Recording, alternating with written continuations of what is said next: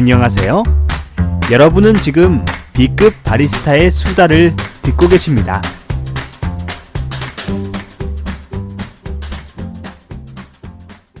B급 커피 이야기 제 231회. 안녕하세요. 바리스타 이씨 아저씨 돌아왔어요. 돌아왔습니다. 기쁜 일은 하나도 없지만 그래도 하루하루를 감사하며 살고 있는 허접한 옆집 바리스타 아저씨.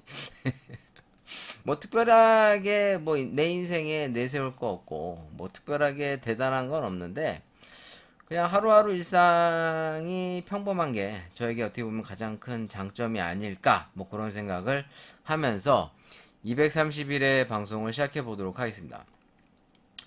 요즘에 제가 이제 그 아침에 강의를 하고 있어요. 아침에만 잠깐 강의하고 있는데 강의를 하면서 제가 이제 커피 관련 기사뿐만 아니라 사회적인 이슈들을 눈여겨봅니다. 원래 뭐 강의 안 할 때에도 그런 걸 많이 보죠. 뭐 그런 거를 강의할 때 소재로 쓰는 것도 있지만 사회 변화에 대해서 좀 예민하게 관심을 많이 갖는 편입니다.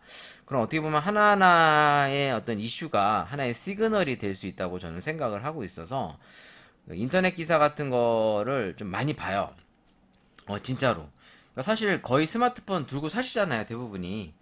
저 같은 경우에는 항상 인터넷으로 하는 게 뭐냐면 사진 찍는 거. 그리고 인스타그램에 일기 쓰는 거. 그러니까 제가 이제 인스타그램에 일과의 소소한 일상들을 그냥 올립니다.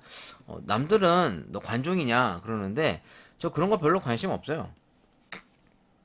아마 제 인스타그램을 아시는 분은 알겠지만 제 인스타그램은 별로 피드백이 없습니다. 제가 막 인스타 다니면서 막 좋아요 엄청 누르지도 않고 막 나 뭐 팔로워 해주세요 뭐 이런 거 안 해요. 그냥 나는 내가 일상 기록의 사진들을 그냥 업로드만 합니다. 왜 업로드 해 놓냐면 내 기록을 좀 남겨놓으려고 하는 것도 있고 나중에 이걸 좀 보기가 편하더라고요. 일과의 어떤 일정 순서대로 짜자작 올리니까 인스타그램에서 사진을 스킵하면서 내가 요때 이런 거 했었지 이런 걸 좀 약간 기록물로 활용하고 있어요. 그러니까 사진을 그냥 쫙 갖고 있으면 이제 좀 이제 그때 느낌이나 어떤 감정들을 이제 메모를 해놓기가 어려우니까 사진 자체에는 사실 그런 것도 있으면 좋겠어요. 사진을 저장할 때 그 약간 기본적인 정보들은 저장이 되는데 그때 감정이나 어떤 기분, 어떤 메시지 같은 거를 사진 자체에도 좀 심어 놓을 수 있으면 좋을 것 같아요. 그러면 그 사진을 볼 때마다 그때의 상황과 어떤 기분에 어떤 느낌이었는지 그런 걸 좀 알 수 있지 않을까 싶거든요. 뭐 그냥 제 개인 생각이에요. 어떤 그런 정보 전달을 해주면 사진을 통해서 어떤 추억을 떠올리고 어떤 기록물로서의 가치가 더 있지 않을까. 사진 자체로 보면은 뭐 이제 장소, 뭐 그때 뭐 위치 뭐 이런 건 나오는데 좀 그런 디테일한 부분들도 같이 담겨 있으면 좋지 않을까 뭐 그런 생각이 듭니다. 참고로 저 이렇게 관종 아니고요. 제가 이렇게 좀 부지런한 스타일도 아니고 엄청 뭐 사랑받고 싶어서 안달난 그런 똥강아지도 아닙니다.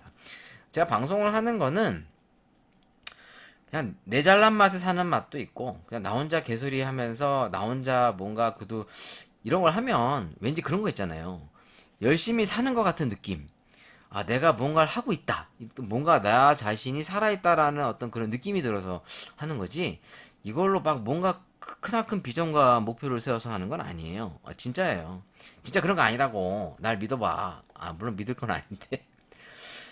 제가 최근에 눈여겨보고 있는 게 뭐냐면, 대한민국의 자살률입니다. 이게 왜 그러느냐. 현재 OECD 2022년도와 2023년도에 발표된 기사거리를 좀 찾아보면, 제가 한번 찾아볼게요. 대한민국 자살률. 여기 기사를 좀 보면은, 최근 기사가 2027년도까지 자살률 30% 줄인다 이런 기사가 있는데 참고로 요 내용이 일본에서 한 10여 년 전에 실제로 실행했던 내용입니다. 그러니까 자살률이 지금 대한민국이 OECD 국가 1위예요. 좀 더 디테일한 정보가 없나? 근데 이 자살하는 가장 큰 이유가 일단 1순위가 뭐였냐면 정신질환이라는 통계 자료가 있었습니다. 그러니까 이제 그 자살을 하게 된 어떤 문제가 스트레스나 어떤 정신적 우울 증세 뭐 그런 내용이 1차였고요. 두 번째 이유가 경제적인 문제였습니다. 그러니까 뭐 사업이 안 된다든가 뭐 돈을 빚을 많이 져서 거기에 대한 채무에 대한 어떤 압박감. 3위가 아마 건강 문제인가 그랬던 걸로 기억이 납니다. 근데 이게 지금 OECD 평균의 2점, 하여튼 거의 한 2배 정도가 넘어간다는 기사가 있는데, 제가 이걸 보면서 최근에 일본 관련 자료를 한번 찾아봤거든요. 그래서 일본의 자살률이라고 검색해 보시면, 일본 자살률.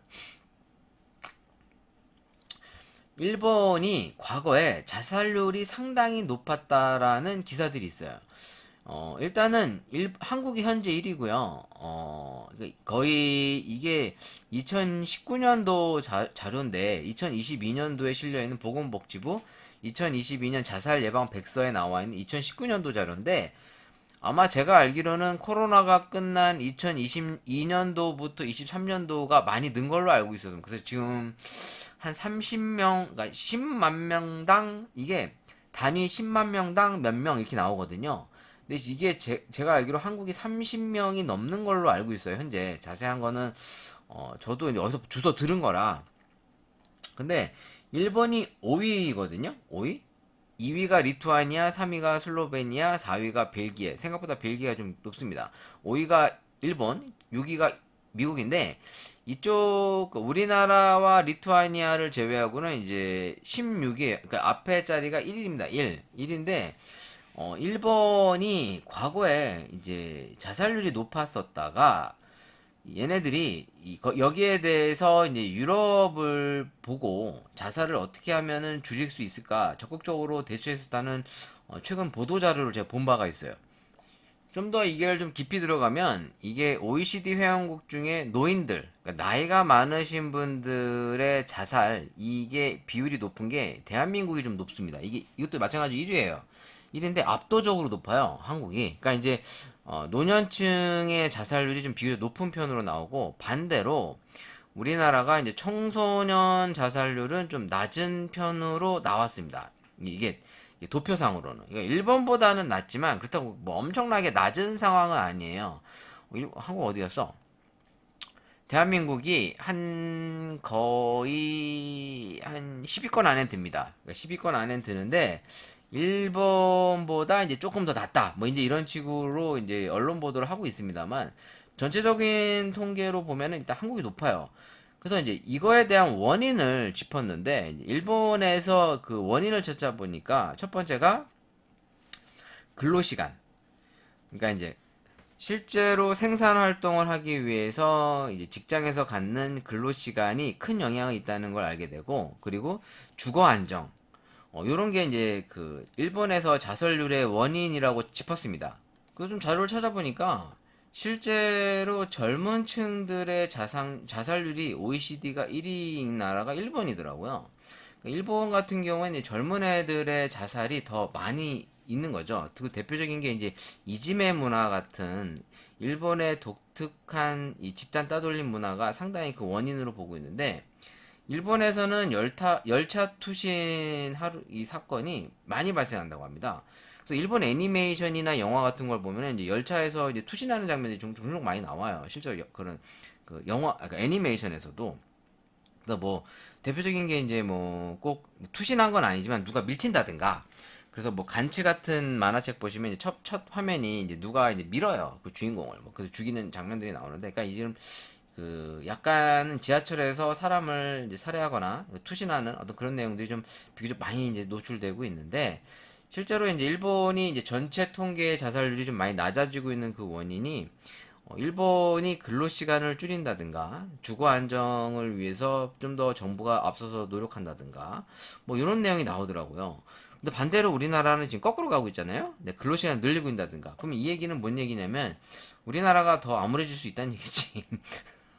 그냥 아침에 이제 자살과 관련된 기사가 요새 워낙 많이 눈에 띄더라고요. 요즘 이렇게 인터넷 기사 뒤지다 보면 특히나 이제 10대 청소년이 자살하는 기사가 오늘 아침에 노출이 제가 되면서 우리나라에서 자살률이 상당히 높구나라는 걸 다시 한번 좀 인지해 보면서 자살하게 되는 주된 원인이 이제 우울증, 정신적 압박과 스트레스, 그다음에 거기에 또 이제 어떤 돈 문제, 경제 문제가 상당히 크다는 것을 다시 한번 인지하면서 실제로 많은 분들이 지금 자영업 시장으로 들어오고 있습니다. 왜냐면 이제 할 게 없다 보니까 대부분 다 이제 자영업을 하잖아요.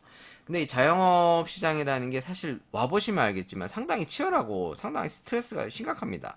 그래서 실제로 이런 자영업자들이 사업 실패를 비관해서 이제 자살하는 경우도 상당히 많습니다.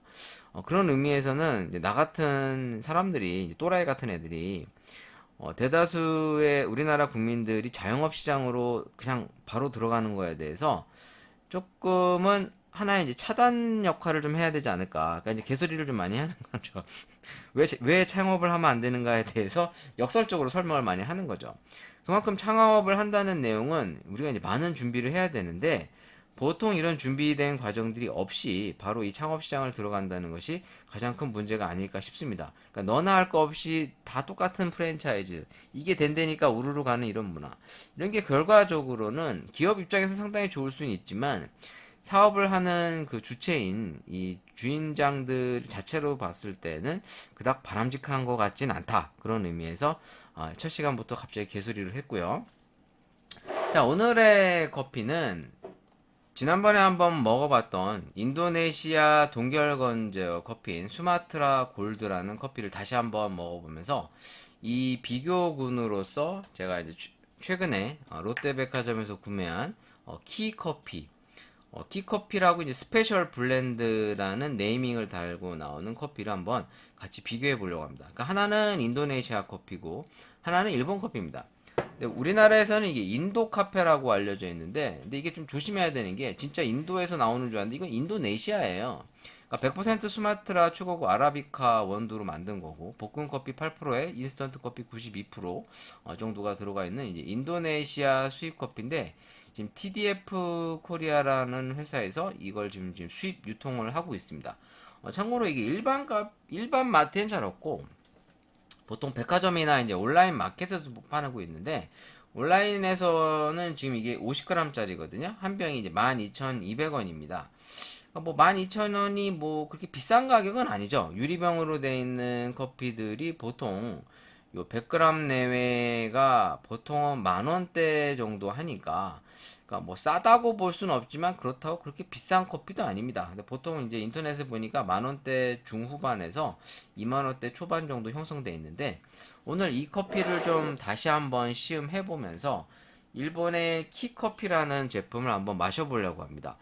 사실 이름 자체가 상당히 눈에 띈 것도 있고 이게 약간 금색 라벨로 예쁘게 포장돼 있고 우리가 이제 흔히 얘기해서 이런 알커피라고 하죠. 이 병에 담겨 가지고 약간 좀 이렇게 흙같이 생긴 이런 커피가 예전에는 상당히 보편적이었는데 아무래도 이제 인스턴트 커피 문화가 조금씩 우리의 눈에서 좀 사라지고부터 이런 알커피를 보통 안 쓰죠. 왜냐면 옛날에는 회사 탕비실 같은 데 가면 이런 알커피를 막 스푼으로 퍼다가 뭐 프리마라고 그러죠? 프리마랑 설탕을 비율을 타서 많이 먹곤 했었어요. 그러니까 옛날에 80년대, 90년대에도 물론 믹스커피가 있었지만 믹스커피 말고 이렇게 놓고도 사무실에 이렇게 해놨던 기억이 아직도 나거든요. 그래서 제가 90년대 중후반에 이게 인턴 생활로 이제 기업들에서 이제 일을 할 때 인턴으로 취업을 하게 되면 거의 뭐 시다바리 수준입니다. 왜냐면 뭐 이제 뭐 실질적인 사원의 역할을 못 하니까 업무 수행 능력이 떨어지기 때문에 거의 뭐 그냥 경험한다 뭐 연습 그 뭐라고 그러죠? 연수생 뭐지 그런 것처럼 견습생 거의 그냥 뭐 시다발이 하다 오는 거예요. 그럼 저 같은 경우에는 이제 우리나라의 좀 큰 기업에 인턴으로 들어가갖고 이제 그런 걸 많이 했었어요. 그럼 뭐 커피 좀 타와라. 옛날에 많이 그랬거든요. 뭐 복사해 와라, 뭐 타와라, 뭐 심부름도 오지게 시켰고 뭐 그 시절에는 좀 그랬던 것 같아요. 90년대. 그러니까 IMF 오기 직전 오기 직전. 그러니까 오고 나서도 제가 이제 좀 인턴 생활을 잠깐 했었는데, 그러니까 오기 직전까지만 해도 좀 그런 게 좀 많이 있지 않았나. 뭐 그런 게 좀 제 기억에는 좀 그렇습니다. 그래서 뭐 사실 조직 문화에 대해서 좋은 기억은 사실 별로 없는데, 아무튼 이 커피를 비교해 볼 건데, 일단 수마트라 골드 커피에 대한 정보를 좀 더 찾아보자면 이 커피에 대해서 좀 더 디테일한 내용들이 좀 없나 좀 보도록 하겠습니다. 이게 어디 가서 좀 검색해야 되지? 구글링 해야 되나? 구글링에서 일단은 인도 카페 수마트라 골드라고 치면 생각보다 이 제품이 좀 다이렉트로 딱 홈페이지가 뜨진 않아요. 네. 인도 카페 수마트라 골드. 예전에 한번 제가 이 커피를 리뷰하긴 했었는데 기억이 안 나.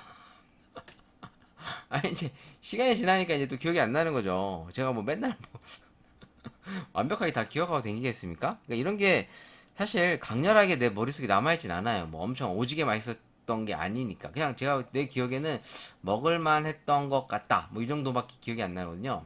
한번 한국어 검색해볼까? 인도 카페 수마트라 골드. 수마트라 인도 카페 동계열 건조 커피. 뭐 역시나 뭐 상세한 정보에서 디테일한 내용들은 잘 없는 것 같고, 이게 인도 카페 요 제품이 이제 검은색 라벨과 금색 라벨 두 가지가 있어요. 그래서 일단 그 검은색 라벨을 제가 안 사봤기 때문에 나중에 사본다 해놓고 아직 안 샀거든요. 일단 스마트라 골드 요 제품을 이제 들어가 보면 자세한 정보가 안 나와 있습니다. 그나마 한국의 이 쇼핑몰에서 그나마 내어 있는 내용이 프레이즈 드라이드 커피 자체 수마트라 원두 농장에서 100% 재배 수확해 우수한 제품력과 체계적인 제작 기술로 품격 있는 커피를 제공해 드리겠습니다 라고 써 있고, 덥고 습한 기후에 비옥한 토양을 가진 수마트라 섬은 이러면서 이제 뭐 이제 재배 환경에 대해 설명하고 있고, 1985년 인도 카페는 이 토지 잠재력을 이끌어내는 자체 농장과 제조회사를 설립했다고 합니다. 인스턴트 동결 건조 방법을 가지고 있고요. 일단 제조사를 한번 검색해 볼까? PT P PT 이게 뭐라 쓴 거야? PT.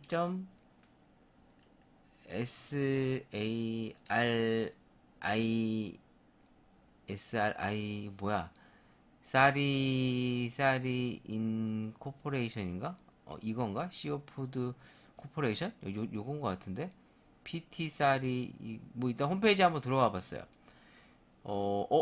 이게 회사 이름인가 보네요. 이거 한글로는 안 되나? 한글로 번역 좀 해봐. 자, 오케이 구글. 오케이 구글 잘한다. 잘한다. 홈페이지 회사 소개 특별 이제 커피 차 크리머 설탕 같은 거 같은데 시리얼 초콜릿 뭐 이런 다양한 제품들이 있습니다. 일단은 이게 프리마 같은 건가? 인도네시아에서는 제법 그래도 큰 회사 같은데 국내에는 이 회사에 대한 자세한 정보가 없네요. 회사 소개를 한번 들어가 볼게요. 제품질, 그러니까 얘네 회사가 제조사로 들어가야 이게 서치가 되고 제품으로 해서는 잘 안 나오는 것 같아요. 구글링 해도. 그래서 지금 제가 보니까 인코푸드라고 되어 있는데 회사 프로필 PT 1985년에 설립된 사리 인코푸드 코퍼레이션 PTSIF는 커피차, 시리얼, 크리머 및 코코아 음료를 생산하는 회사입니다. 뭐 주소지를 써놨는데 뭔지 잘 모르겠어. 자바 카페, 무슨 카페, 브랜드의 소유주다. 브랜드가 상당히 많네요. 인도 카페, 막스티, 파멜란드, 프라이빗 클럽. 뭐 생각보다 브랜드가 상당히 많습니다. 인도네시아와 아시아 태평양, 호주, 뉴질랜드, 중동, 아프리카, 아메리카, 유럽 등 전 세계 30개국 이상의 고르게 판매가 되고 있다. 뭐 이제 요 정도 설명만 돼 있지. 뭐 조금 더 디테일한 설명은 없는 것 같고, 우리의 제품을 들어가 보면 이제 커피와 차 종류가 있고요. 홈페이지에 보더라도 인도 카페 라떼. 그러니까 얘네가 이제 RTD 커피나 이제 이런 인스턴트 커피를 많이 만드나 봐요. 커피 쪽을 한번 들어가 볼게요. 익스프레스 카페 모카. 오, 약간 고품질 원두를 활용해서 뭐 이것저것 많이 만드네. 맞네. 제품이 많아요. 자바 카페, 캔 커피도 많고 인도 카페 커피 믹스 뭐 이런 게 많이 있네요. 우리나라에서는 못 보던 커피인데 생각보다 제품군이 상당히 많습니다. 뭐 한번 먹어보고 싶다 이런 거 보니까 차 제품들도 상당히 좀 많아서 맥스티 피치티라고 해갖고 이제 우리나라로 보면은 이제 뭐 립톤 아이스티 약간 그런 느낌이에요. 뭐 살루티, 인스턴트 티, 뭐 말차 라떼, 뭐 기타 등등 뭐 하여튼 이런 걸 만드는 회사래요. 뭐 얘는 일단 그랬다 치고 얘는 그렇다 치고 이제 키커피를 한번 찾아보도록 하겠습니다. 키커피.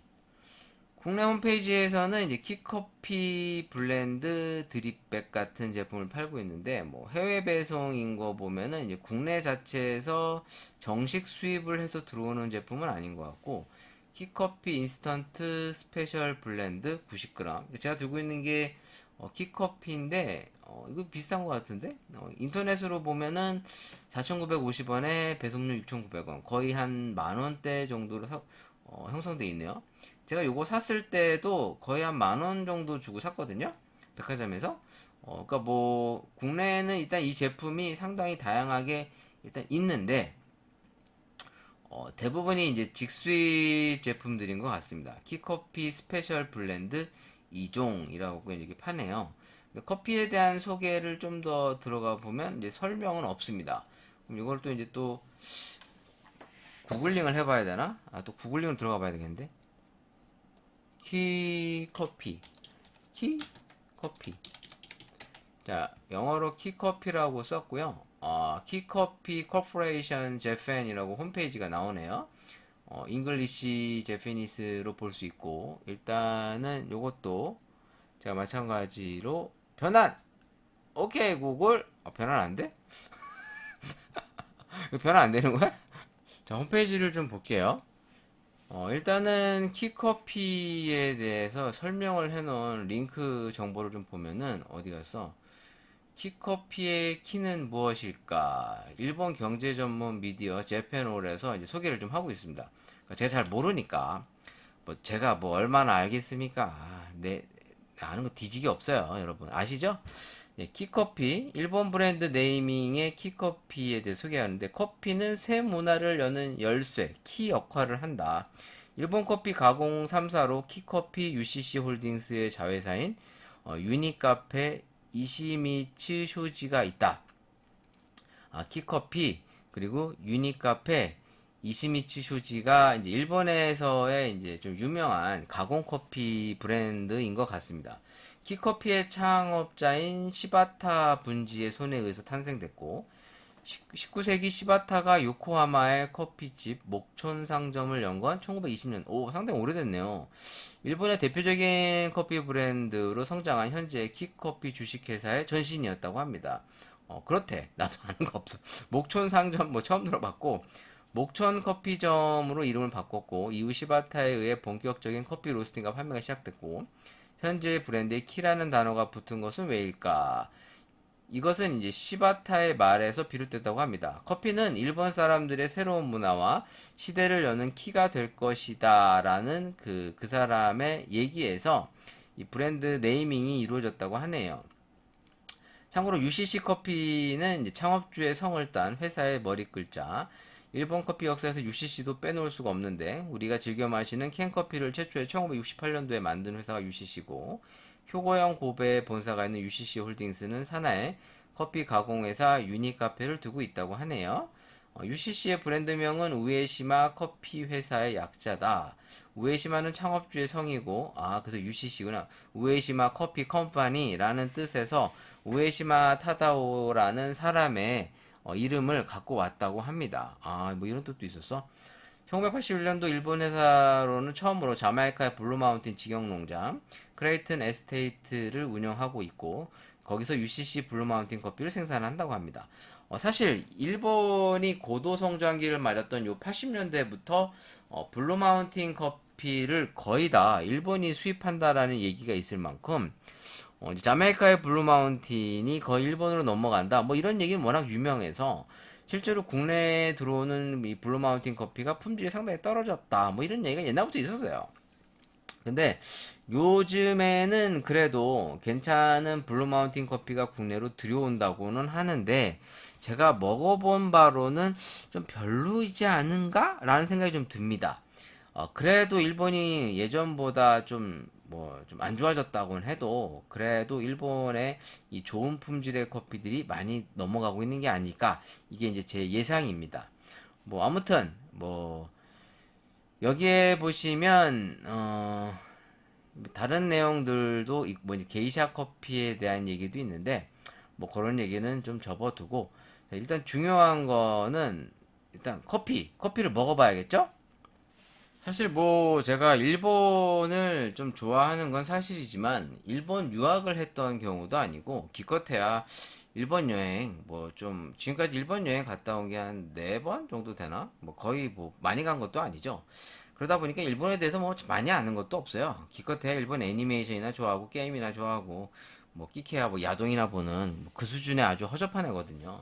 그러다 보니까 일본 커피에 대해서 사실 저도 동경하는 부분이 상당히 있었던 거고 그러니까 저 역시도 이제 예전에 일본에 가서 뭐 아카데미 같은 거를 조금 이제 밟았던 에피소드가 있습니다. 뭐 이제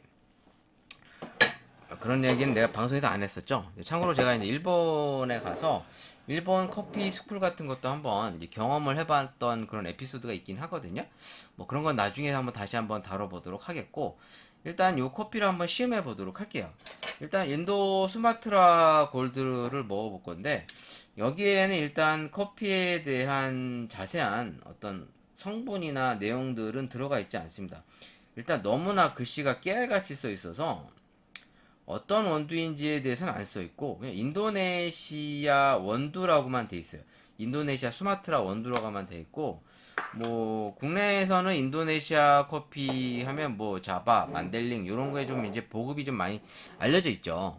사실 인도네시아 수마트라 커피 하면 이제 수마트라 만델링 뭐 이런 게 워낙 우리나라에 많이 알려져 있고 여러분들이 많이 먹어봤던 그 커피 루악도 바로 이 인도네시아 커피입니다. 이제 그 사양 고양이라고 하는 이제 고양이과 이 너구리 생긴 애가 이제 잘 익은 커피의 열매를 먹으면서 이제 된 건데 사실 네덜란드 동인도 회사에 의해서 이 커피 묘목이 이제 어떻게 보면은 이제 거의 뭐 훔쳤다고 봐야 되나? 유대인들에 의해서 이제 커피 묘목이 인도네시아로 이식이 됩니다. 그게 이제 1696년, 그러니까 17세기쯤이었어요. 그러니까 자바섬에서 커피 재배가 시작이 되면서 이 인도네시아의 이제 화산지대의 뭐 커피 재배가 이상적이었다고 합니다. 저도 자세한 건 모르겠는데. 근데 이게 나중에 19세기에 들어서 이제 녹병이 들면서 많이 죽었다고 합니다.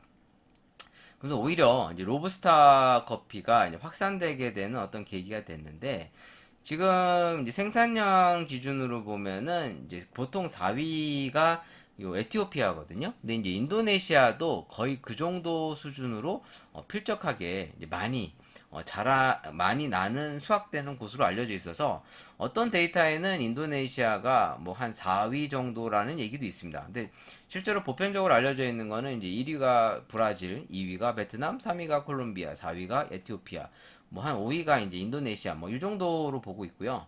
가공 방식이 이제 드라이 메소드라고 알려져 있는데 보통 인도네시아 하면 이제 우리가 많이 알고 있는 게 이제 길링바사라는 커피입니다. 그러니까 이제 한마디로 이제 물에 적신 거죠. 생두가 이제 물에 적신 상태에서 말리게 되면 애들이 약간 조금 이제 시푸둥둥 하면서 약간 좀 시커매요. 시커먼데 이 길링바사가 뭐냐면 길링이 이제 빠타란 뜻이고 바사는 젓는다 이런 뜻이에요. 이제 그 파치먼트를 빻아서 뺏겨가지고 이제 물에 적셨다. 그러니까 한마디로 이제 워시드 같은 방식인데 이 인도네시아의 특징이 뭐냐면 이제 갑자기 우기가 있으면 비가 많이 막 올 거 아닙니까? 그때 이제 빗물에 의해서 이제 어떻게 보면 흙탕물 같은 것이 많이 섞여갖고 흙향, 그러니까 커피 본연의 향 플러스 뭐 여러 가지 뭐 이제 먼지향, 흙향 뭐 이런 게 들어간다고 해서 또 이게 또 뭐 비싼 커피의 하나의 방식으로 많이 알려져 있어요. 근데 뭐 그게 꼭 좋다 나쁘다 이런 걸 떠나서 일단 이 수마트라 하면은 이제 만델링이 많이 보편적으로 알려져 있고 뭐 모카 자바 뭐 이런 게 이제 수마트라에서 많이 나는 커피로 우리가 이제 알려져 있죠. 자, 요 커피가 이제 어떤 커피인지 나도 잘 몰라요. 내가 어떻게 알겠어? 써지도 않은데. 자, 요걸 한번 넣어서 마셔볼게요. 오랜만에 마셔보니까 좀 어떤 느낌일지 다시 한번 기억을 되살리면서 한번 먹어보도록 하겠습니다. 일단 이게 상당히 많이 태운 색깔이 아니에요. 약간 알커피 색깔이 상당히 예쁘고 향도 좋습니다. 자, 요거 한번 마셔볼게요. 자, 지금은 이제 인도네시아 인도 카페, 그러니까 인도 카페 그러니까 이제 인도 커피 같은데 물론 인도에서도 커피가 납니다만 이건 인도네시아 커피입니다.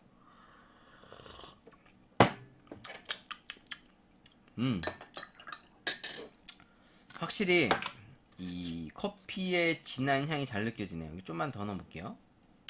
괜찮은데? 다시 먹으니까 싸구려 인스턴트 커피보다는 오히려 난 듯한 그런 느낌이 듭니다.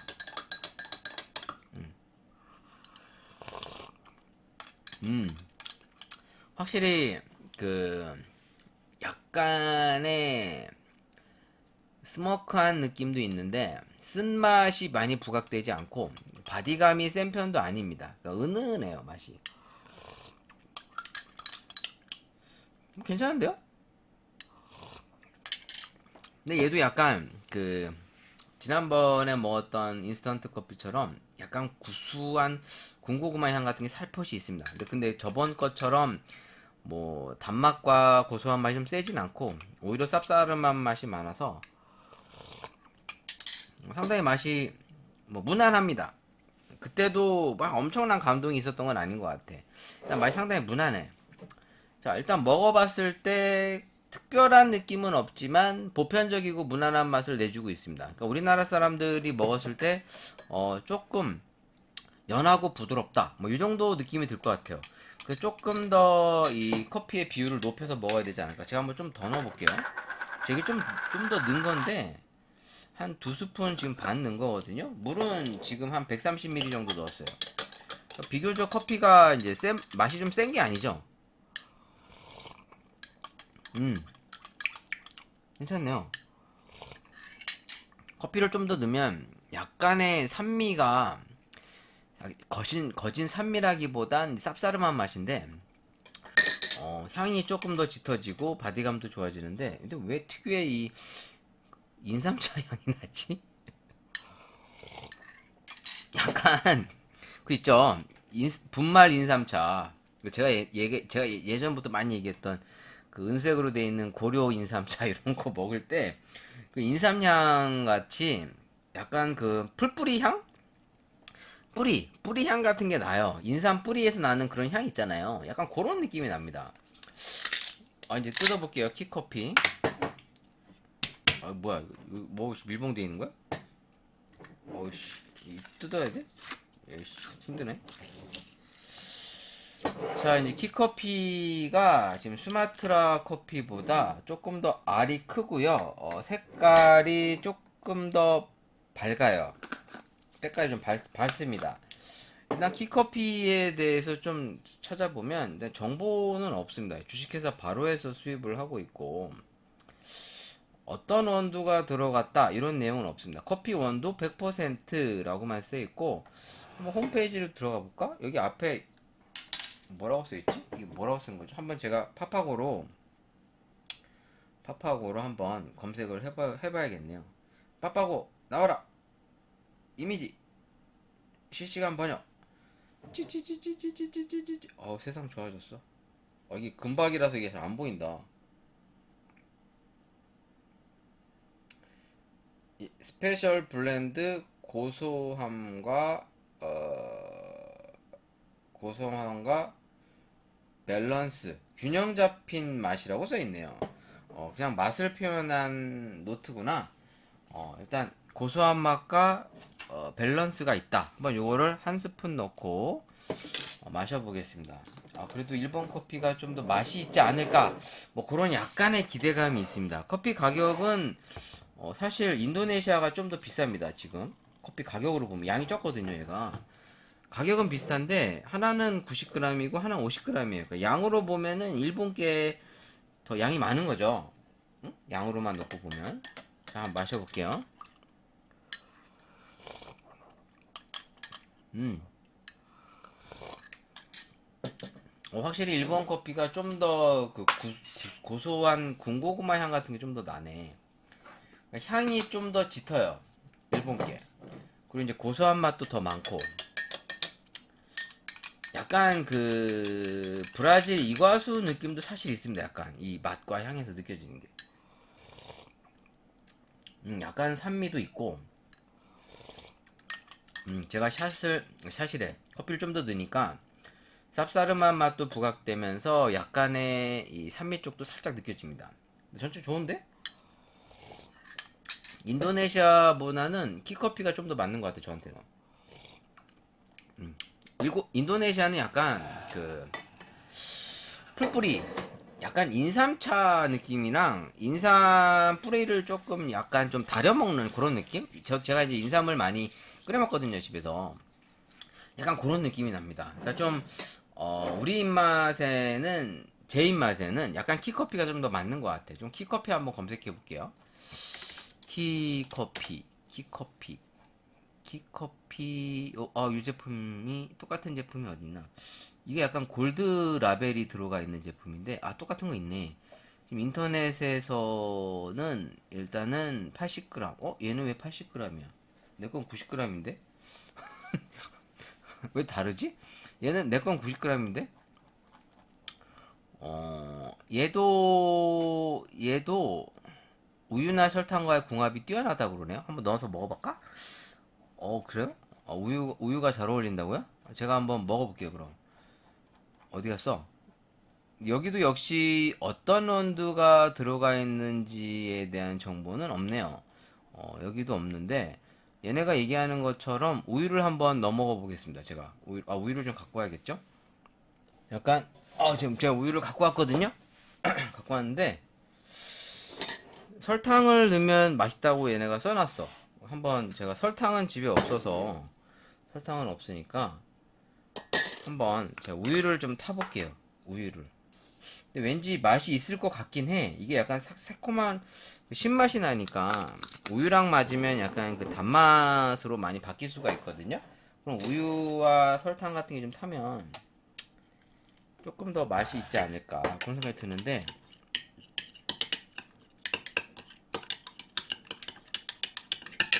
자, 우유를 좀 타고 요거를 제가 전에 먹던 음료에다 좀 넣어볼까?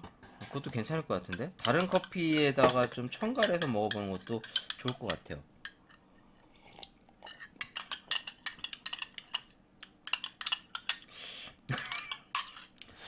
그렇게까지 맛있는 것 같진 않은데? 이게 뭐야, 이씨. 별로 그렇게 맛있지 않은데? 그 정도는 아닌 것 같은데요? 맛이 없진 않은데, 뭐, 어마무시하게 맛있고 그런 건 아니에요. 자, 이번엔 거꾸로 인도네시아 커피를 한번 넣어볼게요. 인도네시아 커피. 자, 인도네시아 커피를 잘 녹인 다음에 여기다가 오히려 우유를 좀 타보겠습니다.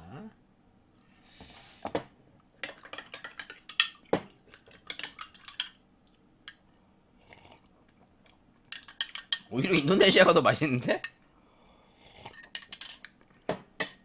우유 탈 때는 인도네시아가 더 맛있어요. 이 티커피보다.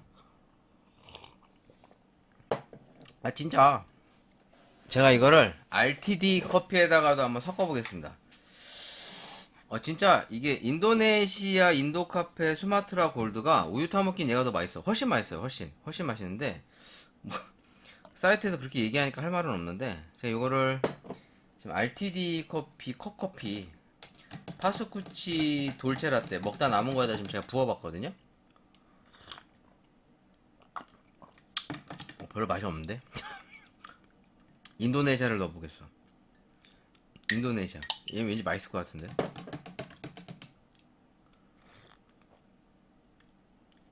역시 얘가 더 원집 바디감은 확 살려주네. 물론 이게 우유 차이가 있을 수 있는데 제가 먹었을 때는 인도네시아 수마트라가 우유랑 더 잘 맞습니다. 라떼로 해 먹을 땐. 키커피는 그냥 그 아메리카노로 먹긴 좋은 거 같고, 그러니까 이런 게 좀 재미있거든요, 실제로. 그러니까 이제 아메리카노로 먹으면 얘가 더 맛있어. 그러니까 일본 키커피가 더 맛있는데 라떼로 우유 타 먹을 때는 오히려 수마트라 커피가 더 잘 어울리는 거죠. 훨씬 더 바디감을 살려주면서 우유의 고소한 맛을 더 부각시키는, 오히려 단맛도 더 살고. 에이, 얘네 홈페이지 구라치고 있네. 진짜 맛있다니까? 오, 맛있어. 여기다 설탕 타면 진짜 맛있겠다. 자, 일단 이 두 가지 커피 리뷰는 여기까지. 그냥 혼자 생쇼 했네요. 네. 다른 거 이제 다른 걸로 들어갈게. 자, 이제 커피를 좀 먹어봤으니까 이제 커피 기사거리를 소개함과 동시에 제가 옆에 지금 시메이 맥주라는 거를 들고 있습니다. 제가 좀 이제 호기심이 좀 많아서 뭐 이런 거 새로운 거 나오면 한 번씩 먹어보는 걸 되게 좋아합니다. 근데 지금 사실 맥주는 여러분들이 아시는지 모르겠지만 제가 술을 못 먹어요. 그래서 진짜 잘 못 먹습니다. 최근에도 그 제 동창생 모였을 때 친구들 다 술 먹는데 저 옆에서 사이다 먹은 애거든요. 옛날부터 그랬어. 옛날부터 이렇게 술자리에 가면 항상 포카리 스웨트나 콜라 사이다 먹는 약간 좀 그런 찌질한 류였는데, 제가 그 인턴 생활 할 때도 그때 당시에 약간 음주를 약간 강요하는 문화였는데도 불구하고 제가 그때도 포카리 스웨트를 마셨던 아저씨입니다. 좀 약간 좀 거센 비난을 받았죠. 저 새끼 뭐 이상한 놈이라고 막. 제가 진짜 그런 놈이에요. 진짜 막 결자 해지해서 막 진짜 그 술 안 먹겠다고 막 쌩 난리치네. 그래서 제가 아직도 인턴 생활할 때 기억나는 게, 아직도 기억이 나는 게, 그때 이제 법카 들고서 이제 그 여자 불러서 먹는 술집들 있잖아요. 그러니까 그 단란주점 같은 데인데 막 여자들 불러갖고 먹는 거뿐만 아니라 제가 룸살롱도 많이 갔어요. 이 선배님들이 저를 막 데리고 가는 거야, 강제적으로. 막 옆에 있는 여자를 불러가지고 막 저한테 막 약간 어떻게 해서든 쟤 좀 술 먹여갖고 어떻게 해봐라, 막 약간 이런 느낌? 근데 제가 그 상황 속에서도 꿋꿋이 이겨냈던 사람입니다. 진짜 그 여성과 술마저도 나를 꺾지 못했던 약간 그런 종류의 아저씨였는데, 내가 왜 그랬는지 몰라. 내가 옛날에 참 순진했어. 이 맥주를 몰래 샀어요. 와이프 몰래. 아마 이거 먹고 또 변기에 버리면 저 뒤지게 쳐맞을 것 같아. 일단 요게 그 시메이 맥주라고 그래가지고 이게 좀 수입산인가 봐. 근데 일단 내가 좀 수입에 좀 약해요. 또 수입이라고 그러면 또 되게 좋아합니다. 제 좀 약간 별 볼 일 없는 그런 애예요. 네, 아무튼 이 시메이 골드라고 하는 맥주인데 이게 330ml이고 알코올 도수가 전문의 별도 표기. 이게 알코올 4.8%라고 써 있는 것 같아요. 제 술 볼 줄 잘 몰라요. 여기 0하고 33L2라고 써 있는데 이건 뭘 뜻하는 거죠? 네? 0,33L2 이런 건 뭘 뜻하는 거예요? 이 알콜 ALC 4.8%, 그러니까 알코올 도수가 이게 4.8%라는 것 같아요. 그쵸? 그런 거죠. 한번 검색해 볼게요. 제가 잘 몰라서 사실 와인도 공부한다고 깝죽대다가 뭐 사실 거의 뭐 사실도 못 하고 있습니다. 네, 지금 그냥 이게 VOL 모르면 뭐 다 찾아봐야지 뭐. 0,33 L2 이게 뭔 뜻인가요? 이게 뭐죠? VOL 퍼센트 뜻. VOL 볼카노 볼륨 뭔 뜻인가요? 바이낸스 왼쪽 밑에 이거 L2 이건 뭐야? 이것도 뭐야? 잘못 찾았나? 이건 뭔 뜻이죠? 0,33L2 이건 뭐예요? 아이씨 0,33L 33L 2 아이 또 이게 뭔 뜻이지? 궁금하네요.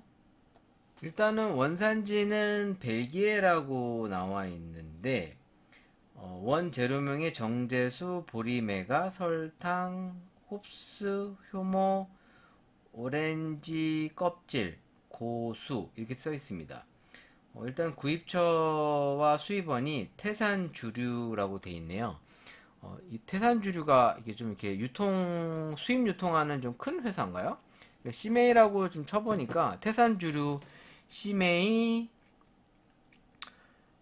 태산주류가 좀 큰 회사인가 봐. 홈페이지에 들어보면 약간 여러 가지 술들을 수입하네. 감바레 오또상, 시메이 트라비스 비어, 뭐 수입 샤케, 프리미엄 일본 소주 추천. 태산주류가 뭐 하는 회사예요? 아, 그 모르니까 궁금해서 그래. 아는 게 없으니까 내가 술에 대해서 공부하는 게 아니거든. 그냥 이제 이런 새로운 거가 신기해서 태산주류라고 하면 회사 소개 들어가 볼까요? 이 우리나라 회사인가요? 태산주류는 주류 수입 전문 업체로 국내 주류 도매상과 프리미엄 백화점, 주류 전문 소매점, 대형마트, 슈퍼마켓, 온트레이디드 바 앤드 레스토랑, 1990년대 2월에 설립하여 중국 천진식품공사에서 생산되는 고량주를 국내 시장에 공급하는 사업을 시작하였다. 좀 2020년도부터는 벨기에 대표적인 수도원 맥주인 시메이를 비롯하여 위스키 생산의 원상국이며 최근 새롭게 떠오르는 프리미엄 위스키 생산 지역인 아일랜드 대표적인 위스키 제품 등을 주요 포트폴리오로 편입하였다. 이제 약간 수입 주류를 다루는 회사인가 보네요. 큰 회사인가 보다. 여기에 지금 다양한 제품들이 있습니다. 뭐 진, 맥주, 와인, 되게 많은데? 일단 시메이가 지금 얘네가 수입하는 맥주 중에 있는데 제가 먹고 있는 게 시메이 도레, 시메이 골드입니다. 근데 시메이 그랑 리저브, 시메이 프리미어, 시메이 싱크 센츠, 시메이 150. 되게 많네. 시메이 도레가 요건데 일단은 알코올 함유가 7%. 여기 써 있는 거는 4.8%라고 써 있는데 이거랑 다른 건가? 아닌데 같은 거 같은데. 330ml라고 써 있고요. 본래 수도원의 수도승들만 음용할 목적으로 만들어졌던 상품으로 다른 시메이에 비교할 때 낮은 알코올 함량을 가지고 있다. 파터스 비어 스타일 맥주로 파터스 비어는 또 뭐예요? 가볍고 상쾌한 맛이 아니 뭐 아는 게 있어야지. 파터스 비어? 이건 또 뭔가요? 내가 아는 게 너무 없어. 파터스 비어 한번 검색해 볼까요? 파터스 파터스 파터스 비어 파터 뭐야? 영어로 쳐봤는데 안 나오네요. 뭔 뜻이지? 파터스 비어 파터스 비어 지식 위키로 들어와 봤는데 파서트 파서트 비어가 트라피스트 맥주라고 하는데 트라피스트 맥주는 이제 트라피스트가 어떻게 이게 뭐라고 해야 되나? 수도원의 카톨릭 이거 뭐야? 엄격한 준수의 시토의 교단으로 알려져 있는 원래는 라트라페 성모의 개혁 시토의 교단으로 명명된 트라피스트는 시토에서 갈라진 회랑 수도원의 카톨릭 종교 뭐 어쩌고 수녀 공동체 수도사와 수녀 공동체래. 아 어려워지는데 갑자기 벨기에와 네덜란드, 오스트리아, 이탈리아, 영국, 프랑스, 스페인에 이게 존재한다고 합니다. 트라피스 수도원이 이제 현재 그 맥주를 생산하고 있는데 카톨릭 트라피스트 교단은 프랑스 라트라페의 시토의 수도원에서 시작되었다고 합니다. 뭐 자세한 거 잘 모르겠어. 그냥 뭐 수도원에서 이 트라피스트 승려들이 만드는 맥주를 파터스 비어라고 하는 것 같아요. 그냥 그렇다 정도만 그런가 봐. 나도 잘 몰라. 자, 그런데 이 시메이 이 맥주가 수도원 맥주인데 특별한 내용은 없어요. 시메이 맥주라고 해서 이제 이 수도원에서 만들어지는 시메이 양조장에서 맥주를 만들었다고 하는데 1862년도에 수도원의 시메이 양조장에서 만들어져 맥주를 만들었다고 하는데 이게 뭐 특별한 거냐? 잘 모르겠어요. 근데 지금 먹어볼게요. 근데 맛있나? 일단 먹어봤는데 내가 이미 먹어봤는데 또 맛있나? 한번 또 먹어보도록 하겠습니다. 이러면서 이제 음주 방송 하는 거지. 사실은 이게 마트 갔는데 유통기한이 다가와갖고 세일을 하더라고. 예쁜 잔이랑 주길래 샀어. 어차피 싸니까. 뭐 거의 뭐 반값에 세일하더라고요. 그래서 이게 4병인가 들어있었어요. 그래서 마셔볼게요. 자, 여러분 맥주 먹고 싶죠? 저는 어차피 맥주 뭐 좋아하지도 않습니다. 마셔볼게요. 맛있는데? 딱 내 취향이야. 그러니까 알코올 도수가 안 높아서 이 혀와 입안에 자극이 거의 없어요. 그냥 이 거품 맛이랑 맥주 특유의 향미가 있는데 뭐 맛이 쓰거나 그러지도 않아요. 상당히 무게감이 있는 듯 싶은데 맥주의 쌉싸름함보다는 입안의 플레이버, 입안의 감도는 그 향이 상당히 좋아서 그걸 뭐라 그러죠? 이렇게 향이 있는 맥주도 있잖아. 그걸 뭐라 그러지 갑자기? 생각이 안 나네. 아, 엘 맥주.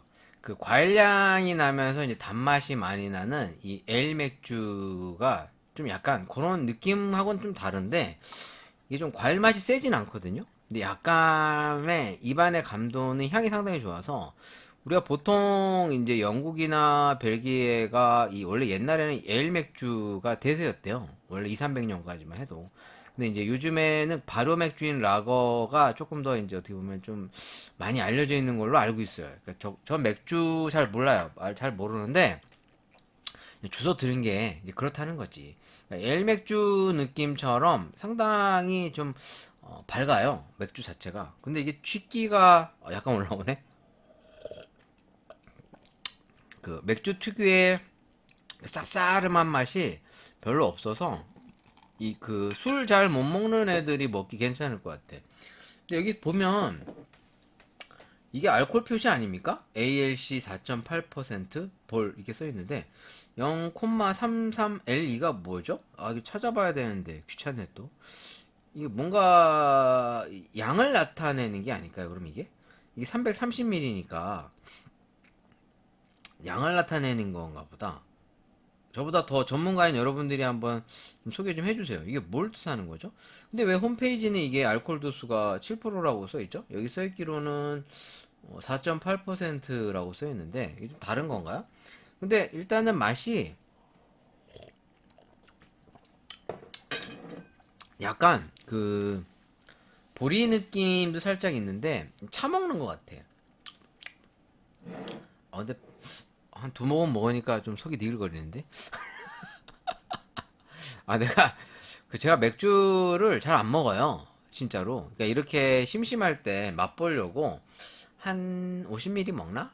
지금도 지금 이게 따라놓고 이 나머지 못 먹거든요. 그러니까 이게 까면은 이제 거의 뭐 그냥 뭐 했어야 되죠? 안 먹는 맥주는 어디다 써야 되나? 저희가 변기에다가 이거 버리거든요. 와이프한테 진짜 많이 맞았어요. 뭐 먹는 거 같고 왜 그러냐고. 먹지를 말라고. 와인은 제가 이제 고기 같은 거 요리하거나 그럴 때 쓰는데 이 맥주는 좀 재활용하기가 어렵더라고. 검색해 볼까? 맥주 재활용. 맥주 재활용. 맥주는 어디다가 쓰나? 어디다 쓸 데가 있나? 맥주 재활용하기 100%. 1번 화분에 활용하기. 맥주에 물을 희석해 화분에 비료를 준다. 화초가 잘 자라는 것을 목격할 수 있다. 오, 진짜예요? 우리 집 화분이 없어. 혹시 이걸로 자동차 광택 내면 광택 잘 나나? 그건 잘 모르겠네요. 단점은 맥주 냄새가 난다는 건데 좀 지나면 없어지니까 너무 걱정하지 말라. 가구 광택을 내볼까? 헝겊에 맥주를 좀 묻혀 가구를 살살 닦아보자. 광이 나는 가구를 보게 될 것이다. 오래된 가구일수록 빛이 잘 난다. 진짜예요? 액세서리도 반짝반짝. 무인도에 단 한 명의 여자가 있어도 보석이 팔린다는 우스갯소리가 있다. 어, 반, 보석을 반짝거리게 해준대. 나 이건 처음 들어보네? 이걸 자동차 광택도 됩니까? 이걸로 차 광택 내게. 맥주는 샴푸 모델 같은 머릿결을 가꿀 수 있대요. 예전에 어디서 이거 보면 막 머리 탈색시킬 때 맥주로 머리 감다 그런 얘기가 있는데. 화장실을 윤이 나게 한다. 아하, 김 빠진 맥주로 화장실 변기를 닦아주고 찌든 타일도 닦아준다. 그냥 섬유유연제, 섬유유연제도 가능하대. 퐁퐁 대신 맥주로 기름에 찌든 그릇이나 냄비를 닦을 때 퐁퐁. 냉장고 잡내 제거. 신발장 냄새 제거. 내 얼굴은 소중해. 이걸로 세수도예요? 요리할 때 효자. 생선 특유의 비린내가 사라진대요. 바삭한 튀김을 원한다면 구두 강택제로. 생각보다 다용도로 쓸 수 있네. 그냥 저의 시메이 맥주를 한번 소개해 보려고 한번 뻘짓을 해봤습니다. 뭐 술에 대해서 1도 모르면서 어줍지 않게 방송 분량 뽑으려고. 죄송해요 여러분, 미안해요. 네, 다시 커피 기사로 한번 들어보도록 하겠습니다. 커피 기사거리들이 뭐가 있나? 들어가 보도록 할게요. 첫 번째 기사거리들. 누가 요즘 점심 먹고 커피 마셔요? 고물가 시대 직장인 식사 트렌드 빠밤 뭐 이런 건가요? 네. 1000명을 대상으로 조사했다. 근데 이게 너무 너무 적은 거 아닙니까? 1000명이 뭐야, 1000명이. 한 10,000명 정도는 해야지. 표본 오차가 심하겠는데? 네. 1000명한테 물어봤대. 점심감에 부담을 느낀다. 63.6%. 나도 느낀다. 야. 요즘 물가 뒤지게 비싸서 나도 느끼겠다. 10명 중 3명은 후식을 자제한다는 내용이네요. 요즘 보통 점심 식사 이렇게 먹으려면 뭐 나가서 기본 먹으면 아무리 싸도 짜장면 먹어도 한 8,000원. 서울 쪽은. 뭐 맛있게 한 끼 먹으려면 그래도 한 10,000원 가까이 줘야 되죠. 뭐 보통 순댓국밥 같은 것도 싸야 9,000원이지 보통 10,000원 뭐 그 정도 하기 때문에 한 끼 식사가 10,000원 정도 되는 것이 뭐 일상 다반사고 당연하게 받아들이는 이제 시대가 됐습니다. 아무래도 이제 밥을 먹고 커피까지 뭐 예를 들어 저가형 빅사이즈 커피 뭐 컴퍼스 같은 거 2,000원, 1,500원, 2,000원짜리 먹는다고 해도 일단 10,000원이 넘죠. 만 원이 넘어요.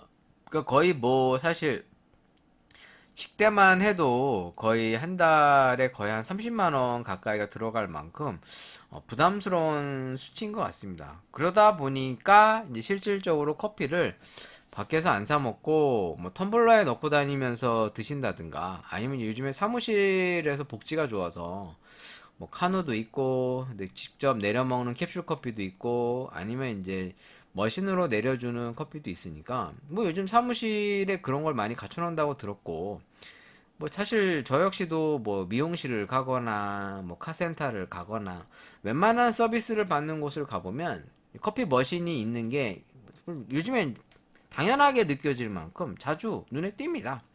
그러다 보니까 아무래도 이제 돈을 아끼기 위해서 이런 가성비 쪽으로 가는 거는 뭐 어쩔 수 없겠죠. 뭐 그런 거야 뭐 어제 오늘 일도 아니니까. 네, 아무튼 넘어가도록 하겠고요. 다음 기사거리 뭐가 있나 볼게요. 자, 다음 기사는 초심 경영 집중하는 스타벅스 점포 개발 나선 이유란 내용입니다. 스타벅스 올해 매출 3조 원 달성 전망. 제가 말씀드렸죠. 지금 스타벅스의 매출이 보통 언론에 보도된 게 이제 2조 5,900억 정도로 소개가 되고 있는데 비공식적으로는 거의 3조로 보고 있습니다. 그래서 올해 매출 예정이 3조 달성 전망이라는 걸 보면 실제로 이미 3조에 가까이 온 게 아닌가 보고 있습니다. 그러니까 지금 이 언론에 비춰지거나 미디어를 통해 전달하는 내용이 사실 팩트 체크가 필요한데 보통 미디어를 보면 사실보다 부풀리거나 사실보다 축소하는 경향이 있는데 제 생각에는 매출 추이를 많이 축소하지 않았나 싶은 생각이 사실 듭니다.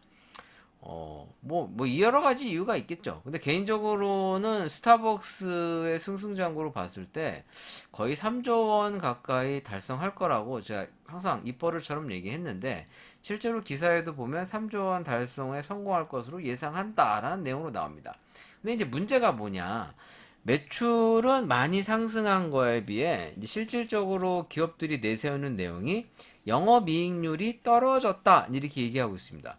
근데 이게 스타벅스만 그런 게 아니라 지금 웬만한 커피 브랜드가 자사의 영업이익률이 떨어졌다고 지금 주장하고 있어요. 그들이 얘기하기로는. 물론 사실 확인하기는 어렵죠. 근데 저는 그렇게 생각하고 있습니다. 영업이익률이 많이 떨어지진 않았으나 조금 떨어졌다라고 저는 이제 추측하고 있습니다. 그러니까 약간 이게 이제 과장법이 아닌가 싶어요. 일단 얘네들이 얘기하는 주된 이유는 원두 상승, 고환율에 따른 원두 상승, 캐리백 회수 등 악영향을 미친 탓이라고 하는데 내 느낌은 뻥이야! 라는 것 같습니다. 그냥 약간 우는 소리 하는 것 같아요. 내 생각에는. 내 생각엔 그렇습니다. 기업들이 정말로 자기네들 자세 영업이익률이 감소했다면 기업들이 저렇게 가만히 있을까요? 벌써 음료 가격을 올렸거나 여러 부분에 있어서 그 이익을 환수하기 위해서 조치를 취했을 거예요. 근데 내가 봤을 때는 그런 적극적인 대처가 없이 이익률이 감소됐다고만 얘기하는 거는 그냥 우는 소리 하는 거라고밖에 안 느껴집니다.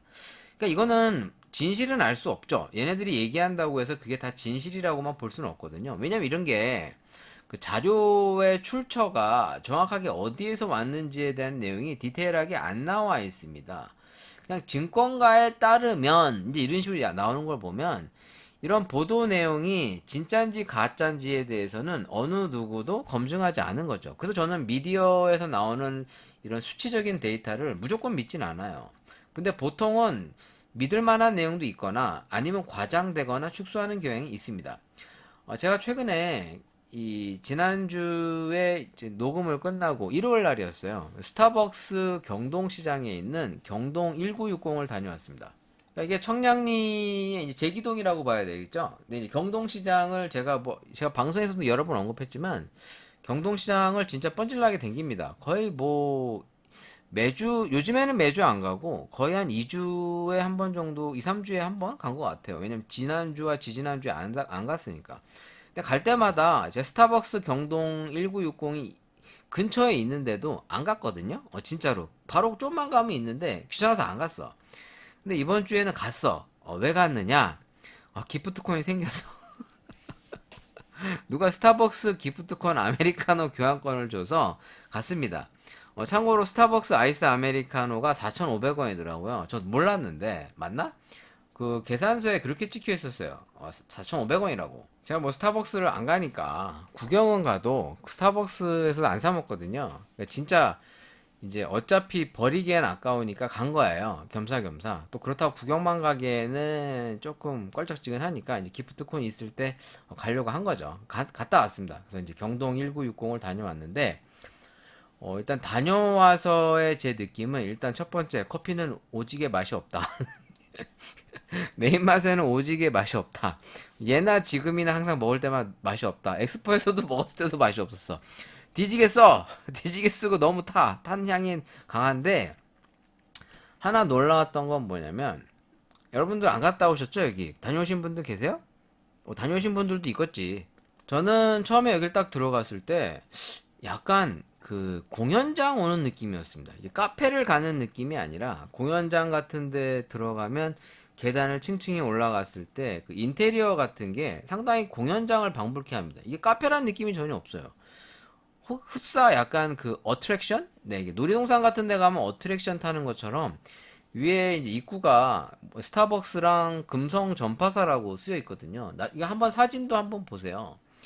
제가 갔을 때는 스타벅스라는 로고보다도 이제 금성 전파사라는 이미지가 더 많습니다. 사실 이제 금성 전파사가 옛날에 이제 옛날로 따지면 이제 골드스타. 네, 그래서 이제 지금의 LG죠. 참고로 이제 응답하라 1988에서 이제 정봉이 아빠, 이제 정봉이의 아버지가 그 금성 전파사 하는 걸로 알고 있어요. 이제 그 골드스타 이 가전제품 판매하는 대리점을 하는 걸로 알고 있는데 내 기억에 그냥 금성 전파사로 기억이 나네. 한번 검색해 볼까? 응답하라 1988 정봉이 아빠 금성 전파사.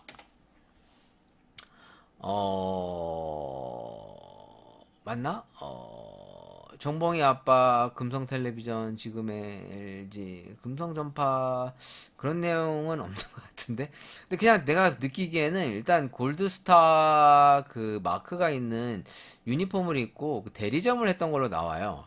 그러니까 이제 제 느낌엔 그래. 정확한 거는 여러분들 확인해 주시고 여기 가면 일단 여기가 극장을 개조해서 그런 것도 있겠지만 들어가면은 상당히 그 공연장 들어가는 느낌이 납니다. 그리고 들어가기 그 매장으로 들어가기 전까지 약간 로비가 좀 넓어요. 그러니까 이제 극장 같은 데 가면은 그 극장 좌석으로 들어가기 전에 로비들이 있지 않습니까? 그런 데 가면 이제 매점도 있고 그러는데 여기는 가보면 금성 전파사 컨셉의 이제 이벤트 부스들이 있어서 제가 갔을 때는 이제 화분 같은 거 나눠주고 그런 걸 했었습니다. 뭐 이렇게 뭐 회원가입하고 로그인해서 뭐 하면은 나눠줬는데 저는 이제 안 했죠. 귀찮아서. 왜냐면 일단은 그 모종을 갖고 와봐야 꽃이나 상추 같은 모종을 주는데 갖고 와봐야 심을 데도 없고 귀찮아서 일단 안 받았는데 그냥 가서 구경만 하다가 이제 커피만 받아갖고 나왔어요. 거기 가니까 이제 플레이스테이션 철권 게임 부스도 해놔서 게임을 할 수 있게 무료로 게임을 할 수 있게 해놨고 안에 가보니까 상당히 넓더라고요. 극장이라 청고가 상당히 높고 그러니까 높아요. 이 높이가 상당히 높고 상당히 그 큽니다. 규모가. 근데 사람이 뒤지게 많아요. 갔을 때 빈자리가 하나도 없더라고요. 그러니까 물론 저는 앉을 목적으로 간 건 아니었고 기본적으로 커피를 그냥 테이크아웃해서 이 경동 1960이라는 이 극장을 개조해서 만든 이 독특한 이 감성을 한번 느껴보려고 간 거였는데 나이가 많으신 분들이 그렇게 많지는 않고 보편적으로는 그래도 좀 젊은 세대들이 좀 많았어요.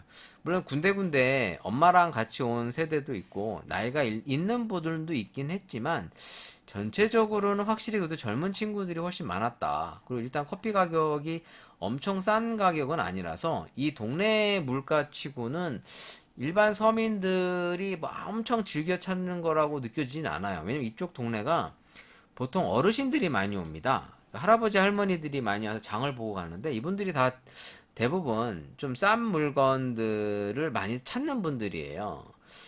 그래서 일반적인 재래시장보다는 또 느낌이 좀 다릅니다. 저도 이제 재래시장을 워낙 좋아해서 이제 재래시장을 많이 이용하는 편인데 물론 마트가 더 편하죠. 근데 이제 재래시장만의 또 맛이 있어요. 또 약간 좀 물론 안 좋은 점도 있죠. 근데 경동시장을 상당히 좋아하지만 이제 잘못 고르면 품질이 많이 떨어지거나 오히려 마트에서 사는 게 더 나을 때도 있습니다. 그러니까 뭐 이런 거죠. 뭐 할인한다고 그래서 이번에도 이제 딸기를 좀 샀어요. 그러니까 물론 딸기가 용량에 비해서 이제 할인을 하니까 그만큼 이제 오래됐다는 뜻이겠죠. 갖고 왔는데 밑에 있는 딸기들이 많이 무르고 뭐 많이 상태가 안 좋아서 이제 버리는 경우가 많았는데 그러니까 처음부터 그런 걸 좀 알고 팔아야 되는데 이 양반들이 그냥 뭐 싸고 뭐 맛있다 그런 식으로만 구라를 치니까 그냥 내뜸 이제 집어온 거죠. 근데 가서 갖고 와봤더니 별론 경우가 있어요.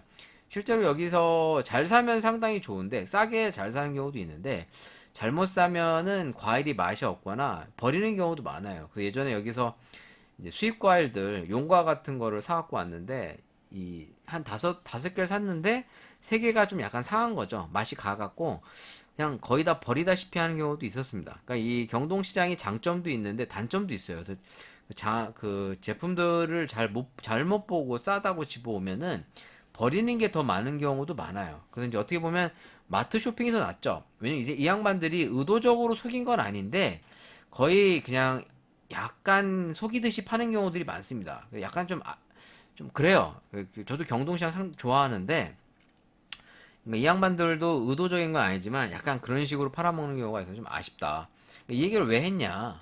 지금 스타벅스가 점포 개발 나선 이유라는 취지의 이제 기사가 나왔는데, 그러니까 내용은 그렇습니다. 이번에 이제 송호섭 대표이사를 손정현 대표로 수장을 교체하면서 이제 조금 이제 적극적인 매장 확산과 매장 운영에 관련된 어떤 기본적인 뭐랄까, 그걸 뭐라고 그러죠?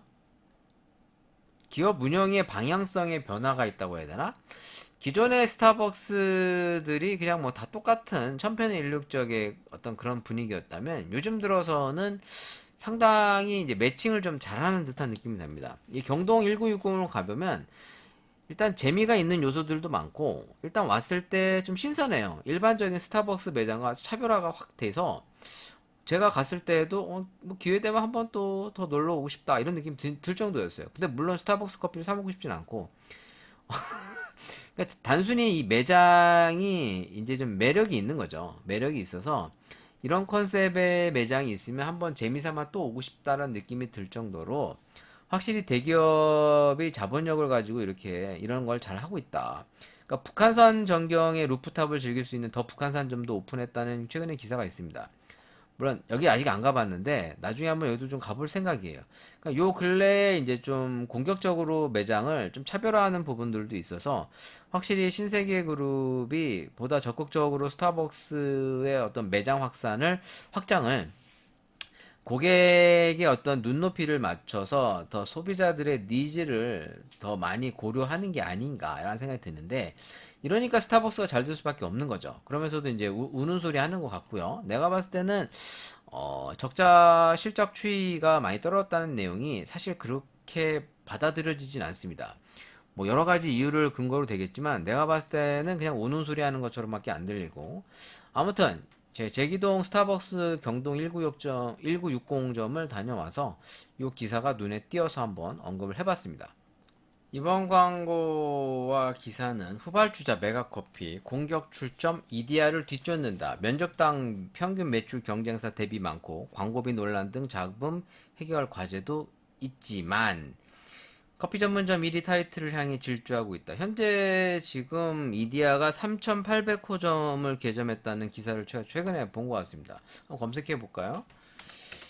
물론 이게 3,800개 매장이 있다는 얘기가 아니라 점포 수가 이제 없어지면 없어지는 걸 빼는 게 아니고 그냥 숫자가 앞으로 계속 넘어가기만 합니다. 근데 여기가 이제 3,800호점이라고 그래서 3,800개 있는 건 아니고요. 아마 중간에 문을 닫는 매장들도 있기 때문에 이제 그런 걸 따지면 실질적인 매장 개수는 이제 오차가 있겠죠. 근데 이제 3,800번째 매장이라고 이제 해서 3,800호점을 돌파했다라는 기사가 지금 떠 있습니다. 그러니까 그만큼 이제 노출되는 걸로는 우리나라에서 매장이 가장 많은 것처럼 노출하고 있는데 이제 중요한 거는 지금 메가커피의 매장 확산 속도가 상당히 빨라서 지금 현재 2,300여 개 정도로 나와 있습니다. 지금 메가커피가.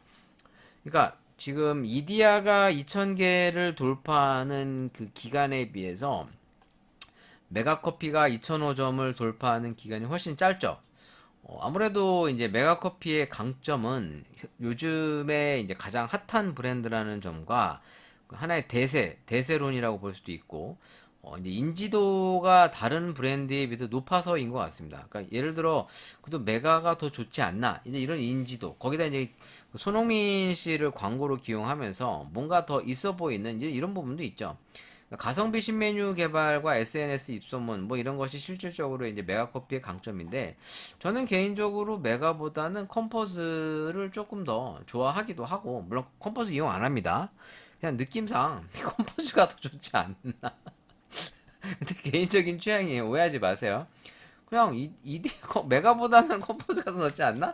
컴포즈가 또 좀 더 맛도 괜찮은 것 같고 컴포즈도 지금 거의 가맹점이 2,005점을 오픈했습니다. 그러니까 이제 컴포즈랑 메가가 거의 비슷한 수준으로 쫓아오고 있는 거죠. 그러니까 충분히 제가 봤을 때는 향후 5년 내에 3,005점까지도 가지 않을까 싶은 느낌이 듭니다. 이 정도의 속도라면. 물론 5년이라는 이 기간 동안 이제 우리나라에 이제 큰 위기가 없지 않는 이상은 지속적인 매장 확산세는 크게 줄지 않을 것 같은데 일단 컴포즈가 이번 달에 가격을 인상했다는 내용도 이제 같이 떠면서 앞으로의 이 저가 커피 브랜드의 홍보를 보면 나쁘지 않을 것 같은데 뭐 자칭 이 커피업계 전문가들의 얘기로는 이 저가 커피의 이런 분위기 기조가 그래도 한 5년에서 10년 가지 않겠냐 이렇게 바라보고 있습니다. 근데 저는 조금 생각이 다른 게 우리나라가 이제 경제적인 위기 요소가 없으면 그럴 수 있는데 5년 내에 10년, 5년에서 10년 내에 우리나라에 이제 경제적 위기론이 대두되거나 어떤 경제적인 위축이 오게 되면 제가 봤을 때는 이 저가 커피 시장에도 큰 변화가 있지 않을까 이런 생각이 사실 듭니다. 일단 사람들이 먹어야 이런 매장이 확산세도 지속적으로 유지가 되는 건데 국내에 이제 인구 대비 이제 내수 시장의 활성화가 되지 않으면 이게 상당히 어떻게 보면 이제 독약으로 작용할 수 있지 않을까 생각이 듭니다. 그러니까 우리나라가 국민이 많다면 인구 내수 시장의 국민이 많다면 어느 정도 유지가 가능한데 우리나라가 이 인구 대비 규모가 상당히 큰 편이거든요. 그러니까 그동안은 많이 먹음으로써 이게 상대적으로 과대 포장된 부분도 없지 않아 있어요. 우리나라 국내 커피 시장의 규모 자체가. 근데 사람들의 소비 성향이 위축되게 되면 지금 먹는 수준의 내수 시장 관련해서 위축됐을 때는 이게 큰 타격으로 오지 않을까라는 생각이 드는 거죠. 그러다면 이게 전반적으로 지금까지 커피 시장이 지나치게 팽창된 거에 비해서 위기론이 상당히 크게 작용할 수도 있지 않을까 저는 그렇게 바라보고 있어서 향후 5년 내의 경기 전망을 바라보고 나서 이런 부분들도 예측해 보는 게 좋지 않을까. 근데 지금 워낙 기조를 보면 이 서민 경제의 어떤 위기론이 계속 부각되고 있는 걸 봤을 때 제가 봤을 때는 국내 내수 시장 역시도 장담하기는 어렵지 않을까 전 그렇게 바라보고 있습니다. 그냥 내 생각이에요. 저 개소리에 오해하지 마세요. 제가 좋아하는 패스트푸드의 대표 명사 정크푸드의 친구 햄버거 소식을 잠깐 드리자면 참고로 제가 요새 햄버거를 잘 못 먹고 있습니다. 일단 와퍼 버거킹이 너무 비싸서 비싼데 일단 내 몸도 안 좋아서 안 먹고 있는데 지금 국내 대표 햄버거 브랜드 맘스터치, 맥도날드, 버거킹, KFC가 2021년도부터 시작해서 현재 지난해까지 M&A 시장에 매물로 나왔고요. 이 중에서도 지금 국내 프랜차이즈 중에 이제 KFC죠. KFC가 이제 KFC 코리아의 지분 100%를 보유하고 있던 KG그룹이 올해 초 국내 사모펀드 운용사인 이제 오케스트라 프라이빗 에쿼티 PE라고 하는 KFC 코리아 매각을 위한 주식 매매 계약을 체결했다고 하는 걸로 제가 알고 있습니다. 예상 금액이 이제 1000억보다도 좀 낮은 600억에서 700억으로 정해진 걸로 알려졌는데 이게 지금 세부 조항 협의가 이루어지고 있다는 걸로 알고 있어서 아마 이제 마무리가 지어지지 않을까 싶은데 생각보다 매물 협상과 타결이 늦어지는 거 보면 지금 현재 국내 소비 시장의 위축이 이런 거에도 영향을 주는 것이 아닌가. 그러니까 이런 매물들을 쉽게 매각이 이루어지지 않는 걸 보면 우리나라의 이런 소비 시장의 위축이 분명히 대기업들도 어느 정도 감지하고 있지 않나.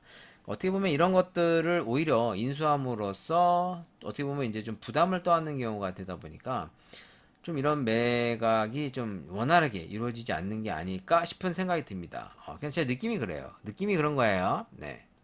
재밌는 기사 하나 마지막으로 소개하고 오늘 커피는 마무리해 보도록 하겠습니다. 우먼 동화에서 드리퍼만 바꿔도 달라지는 핸드 드립 커피라는 기사가 있네요. 제가 좋아하는 하리오 V60이라는 드리퍼를 처음으로 소개하면서 내려오고 있습니다. 홈카페 인구가 증가하며 집에서 핸드드립을 시도하는 홈바리스타가 많아지고 있다. 핸드드립의 묘미 중 하나는 다양한 변주가 가능하고 그 과정에서 자신도 몰랐던 커피 취향을 판단낼 수 있는 어쩌고저쩌고 내용이 있습니다. 저기 하리오 V60인데 여러분들이 혹시 하리오라는 회사를 잘 아시는지 모르겠는데 여기도 써있네. 유리의 제왕이라는 뜻의 하리오. 이걸 좀 더 정확하게 얘기하면 일본어로 하리오우예요. 어떻게 하냐고? 나도 다 찾아봤지. 내가 뭐 알겠어? 근데 이제 이런 거를 써줄 때 좀 디테일하게 써야지. 정확하게는 유리의 제왕이 아니라 하리라는 뜻이 일어로 유리란 뜻이에요. 그리고 이제 여기 오우라고 해서 이제 일어로 오우가 생략됐는데 오우가 뭐냐면 그 왕이란 뜻입니다. 왕. 그 우리가 그런 거 있잖아. 바퀴에서 이제 오우거라고 하죠. 오우가. 제가 좋아하는 이제 한마 바퀴. 만화예요. 만화인데 여기에 이제 바퀴의 아버지가 한마 유지로인데 한마 유지로가 이제 바퀴의 아빠거든요. 이제 흔히 이제 오니라고 해서 이제 귀신이라는 뜻이죠. 근데 이 한마 유지로의 또 다른 이름이 이제 오우가입니다. 오우가. 그래서 오우라는 단어 자체가 이제 왕이라는 뜻이 있어요. 왕. 그러니까 애니메이션으로 나왔는데 이 한마바퀴에서 이제 바퀴 아빠가 이제 한마 유지로거든요. 한마 유지로인데 여기서 이제 한마 유지로가 약간 이제 말 같지도 않은 캐릭터로 나오죠. 근데 지상 최강의 생물 뭐 어쩌고 나오는데 아무튼 뭐 재미있어요. 재미는 있는데 한때 이 만화에 심취했었는데 요새는 또 안 보고 있습니다. 이 만화도 꽤 오래됐거든요. 이 연재가 상당히 오래된 만화인데 시리즈가 계속 나오고 있죠. 여기에서 이 온이라는 캐릭터 이제 좀 귀신 온이라는 별명을 갖고 있는 이 한마 유지로의 또 다른 별명이 이제 오우가입니다. 그러니까 오우가에서 이 오우가 이제 왕이라는 뜻이에요. 왕이라는 뜻인데 그래서 이제 하리 오우라고 그래서 이제 일어로 이제 유리 왕 뭐 이런 뜻이에요. 맞죠? 맞을 거야. 내가 그렇게 알고 있어. 그래서 원래는 하리오우인데 이제 하리오라는 브랜드 네이밍으로 만든 거죠. 그러니까 원래 이 회사는 유리 제품을 만드는 내열 유리 제품으로 유명한 회사인데 원래 가정용 그러니까 내열 유리뿐만 아니라 이제 뭐야 자동차용 뭐 이제 이런 거를 많이 만드는 회사였대요.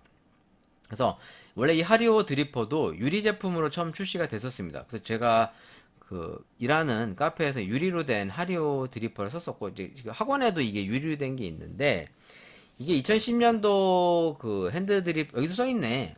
세계 핸드 드립 대회 월드 브루어스컵 챔피언십에서 V60 사용한 챔피언들이 우승컵을 들어올리면서 인지도가 높아졌다. 그래서 V60 드리퍼라는 얘기가 있는데 이게 이제 V60이라는 게 60도 각도로 기울여져 있다. 그래서 이제 V60이라고 불렸거든요. 그래서 어떻게 보면은 이게 일본 제품인데 서양에서 더 많이 각광받다 보니까 약간 역수입된 거죠. 국내에는 일본식 그 보편적인 칼리타 드리퍼를 워낙 대중화돼서 쓰다가 이런 거가 해외에서 각광받으니까 이제 국내에서도 많이 쓰이게 됐어요. 특히나 이제 중배전과 라이트 로스팅이 각광받고 스페셜티 커피 문화가 각광받으면서 바로 요 하리오 드리퍼가 한마디로 이제 대중화가 된 거죠.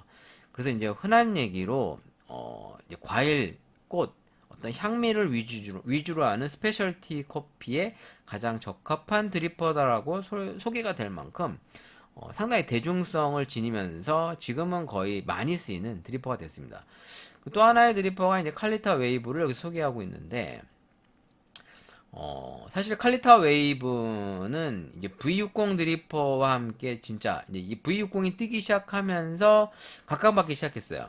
사실 V60이 더 먼저 각광받고 이게 나중에 후발로 어떻게 보면은 칼리타 웨이브를 쓰는 사람들이 많아졌는데 이 칼리타 웨이브의 장점이 약간 좀 단맛을 잘 내주는 장점이 있습니다.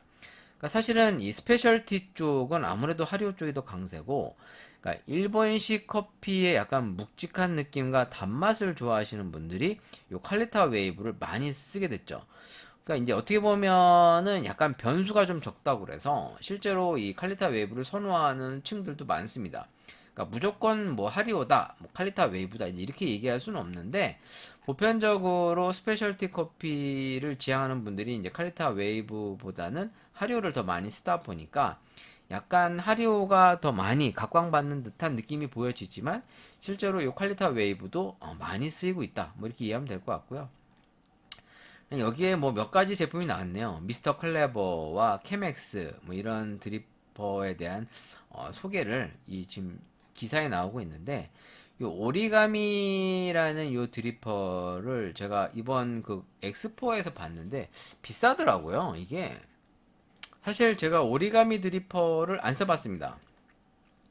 비슷한 거를 써본 기억은 있지만 이걸 주력으로 써본 적이 없어서 여기 소개하기로는 2019년 중국의 바리스타 두지아닝이 월드 브로스컵 챔피언십에서 오리가미 드리퍼를 사용해 챔피언이 되면서 성능에 대한 우려를 불식시켰다.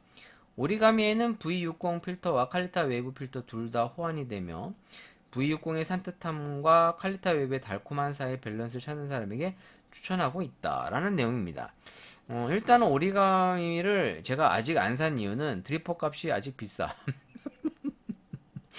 근데 뭐 기회가 되면 한번 써보면 좋을 것 같아요. 이거 플라스틱으로 나온 게 좀 대중화될 수 있는 제품이 있으면 좋겠는데 아마 이거 중국에서 많이 짝퉁으로 만들지 않을까 싶은데. 근데 이걸 제가 그 이번 엑스포에 가서 봤는데 싸면 살려고 갔더니 비싸더라고. 뒤지기 비싸게 팔던데. 그래서 내가 못 샀어요. 너무 비싸가지고 와 저 보통 3만 원 막 이렇게 써 있어가지고 아 좀 너무 비싸다 뭐 이런 생각이 들었는데 뭐 아무튼 뭐 이런 드리퍼를 소개하는 기사가 있어서 한번 저도 한번 소개해 봤습니다. 그냥 개소리 한번 했고요. 네. 커피 기사를 검색하면서 느끼는 게 확실히 이 커피를 만드는 대기업들이 이 가공 커피 시장 쪽에 상당히 다양한 제품군을 소개하고 있구나. 뭐 이런 걸 한번 확인할 수 있었고 여기 기사에 보면 이제 스페셜티의 진심인 빙그레 한국 냉장 페트 커피 그 스페셜티 아카페라 시리즈가 이번에 또 하나 새로 나왔나 봐요. 요건 저도 아직 못 먹어봤는데 기존의 탄자니아 킬리만자로와 이제 그 뭐야 어디 갔어? 콜롬비아 안티오키아가 이번에 새로 나온 것 같아요. 예가체프, 에티오피아 예가체프도 먹어봤고 약간 인공적인 향이 느껴지지만 뭐 그래도 나쁘지 않았던 기억이 나는데 아무튼 이런 새로운 제품들을 속속들이 출시하면서 실제로 이런 냉장 어떻게 보면은 RTD 커피들의 어떤 가격 경쟁력을 앞세우고 막강한 유통망을 확대함으로써 소비자들의 눈높이와 이제 주머니 사정을 고려해서 이제 다양한 프로모션을 통해서 어필하고 있는 게 아닌가. 사실 이제 주머니 사정이 어려우면 대체제로 넘어갈 수밖에 없거든요. 확실히 그런 면에서는 대기업이 이제 이런 강점을 강화해서 많은 시장을 넘어가지 않는가 싶고 이번에 그 던킨에서 커피 리브레 원두를 스페셜티 원두로 이번에 스페셜티 생수로 로스팅한 특별한 블렌딩이라는 소개를 하고 있는데 한번 먹어보고 싶네요. 제가 이제 던킨에서 나오는 여러 가지 새로운 블렌드를 보통 다 먹어봤는데 사실 그렇게까지 맛있진 않았거든요. 가끔 이제 소개는 안 했지만 이제 인스타 같은 데다가 몇 차례 올렸었어요. 얘네들이 출시하는 블렌딩마다 먹어봤는데 그냥 뭐 소소한 편이었고 사실 그렇게 맛있다는 느낌이 없는데 한번 이번에 커피 리브레 원두 블렌딩 하는 걸 한번 먹어보고 싶네요. 일단 내용은 향이 풍부한 에티오피아와 묵직한 바디감의 인도산 스페셜티 생두로 로스팅한 특별한 블렌딩이라고 써놨습니다. 기회가 되면 한번 가서 먹어보고 한번 소개를 해보도록 하겠고요. 여기 써있기로는 던킨 리브레 스페셜티는 향이 풍부한 에티오피아, 묵직한 버디감의 인도, 은은한 단맛의 온두라스 생두를 기본으로 한 최적의 블렌딩으로 뭐 어쩌고저쩌고 써져 있습니다. 먹어봐서 맛있으면 뭐 잘 팔리겠지. 뭐 아무튼 그렇고요. 다음으로는 제가 그냥 커피 한 잔 또 먹어보고 오늘 방송 마치려고 합니다. 자, 마지막으로 먹어보려고 하는 거는 이제 트리플 바닐라 라떼. 이디야에서 나왔던 커피인데 요거를 안 먹어봐가지고 오늘은 다른 이제 RTD 커피와 비교해 보겠습니다. 사진부터 찍고 사진 인증샷 증거 자료. 네. 일단은 대중적인 RTD 캔 타입과 버틀 타입의 용량 큰 거를 한번 비교해 보려고 합니다. 뭐 일단 가격대가 보통 마트나 뭐 편의점에서 이제 할인 프로모션을 해서 보통 나가니까 이 개당 원래 제값 주고 먹으려면 뭐 한 2,000원, 2,700원 뭐 이렇게 주고 먹는데 제값 주고 먹기엔 좀 아깝잖아요. 그래서 이디야 트리플 바닐라 라떼 요거 하나랑 이제 바리스타 룰스 그란데 라떼 그리고 칸타타 프리미엄 라떼 이렇게 세 가지가 있습니다. 이걸 먹어보고 한번 비교를 해볼 생각인데요.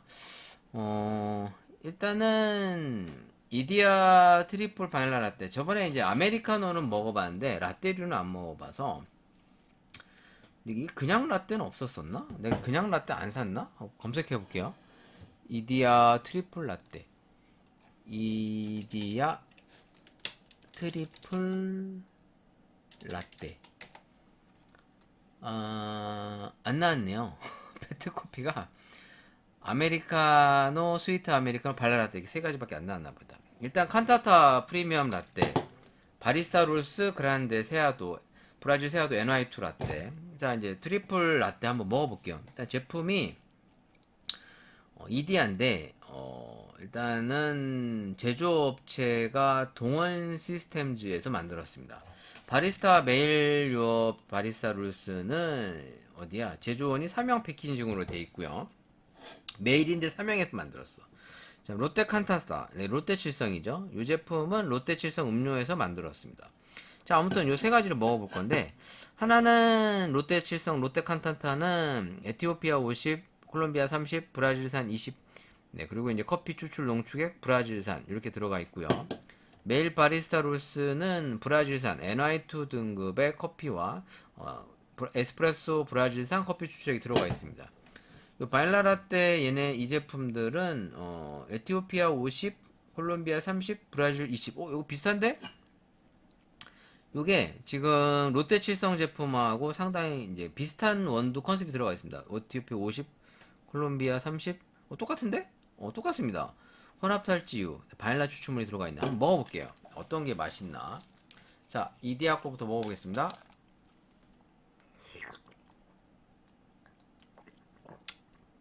너무 물타는 맛이 너무 강한데? 좀 닝닝해요. 생각보다 달진 않아요.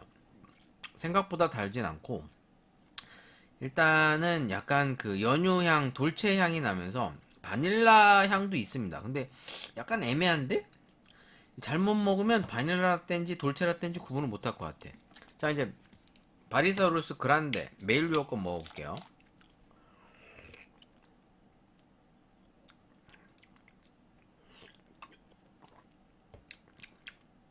갑자기 이거 먹고서 매일 먹으니까 그거 있죠? 아침 햇살. 아침 햇살 먹는 맛이 납니다.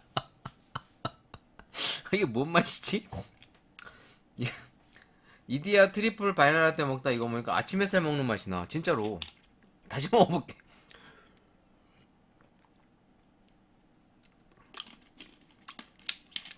이디야가 좀 더 향이 강하고 물탄 맛이 좀 세고요.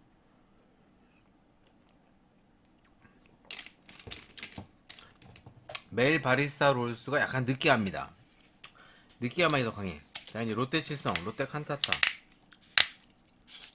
다 싸구려 커피들이죠.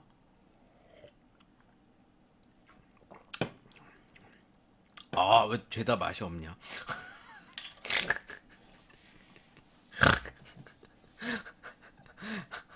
내가 맛없는 거 사는 거 먹어놓고 맛없다고 얘기하면 너무 웃긴가? 와, 다 물탄 맛이 너무 세서, 와, 이거 어떻게 먹지? 장점은, 이게 좀 텁텁하지가 않아요. 이게 좀 시원하게 먹고 있는 건데, 냉장고에 넣어놨다가, 워낙 물탄 맛이 나니까, 그, 라떼류 같은 거 먹으면 되게 입안이 텁텁해갖고 막 느끼하잖아요. 근데 이게 그런 건 좀 없어요. 근데 확실히 바리스타 룰스 이 메일류 업계 상당히 느끼한 맛이 좀 강하고 전체적으로 톤이 약간 그 아침 햇살 느낌이 좀 있습니다. 얘는 지금 천연 향료와 우유 함유가 돼 있다고 하는데 나머지는 얘도 우유가 있나? 얘도 우유 함유가 써 있네요. 다 우유 함유가 써 있는데 세 제품 다 우유 함유라고 써 있는데 일단은 맛이 그 상당히 닝닝해서 이 세 가지 제품의 그 맛의 우열을 가리기가 어려워. 솔직히 말씀드려서 셋 다 별론데 셋 다 별론데 굳이 따지자면 생각보다 이디야가 나은 것 같은데? 이게 아무래도 바닐라 향 때문에 그런 것 같아. 이 바닐라 향이 좀 더 커피의 단맛을 좀 더 다 이끌어가고 있는 게 아닌가. 여기다 우유를 넣으면 좀 맛이 좀 좋아질래나? 내가 봤을 땐 이거 좀 약간 좀 거시기한데. 여기다 차라리 커피를 타서 한번 흔들어 볼게요. 커피를 타가지고 커피 어딨어 커피. 지금 근데 굴러댕기는 그 스틱 커피 어디 갔지? 아까 리뷰했던 그 인도네시아 수마트라 요거를 넣어가지고 가까운 게 이거밖에 없으니까 이걸 넣어서 좀 흔들어서 먹어볼게요. 너무 이게 닝닝해요. 진짜 자, 이제 수마트라를 아이씨 잘 안 들어가네. 이 스푼이 좀 안 맞나 보다.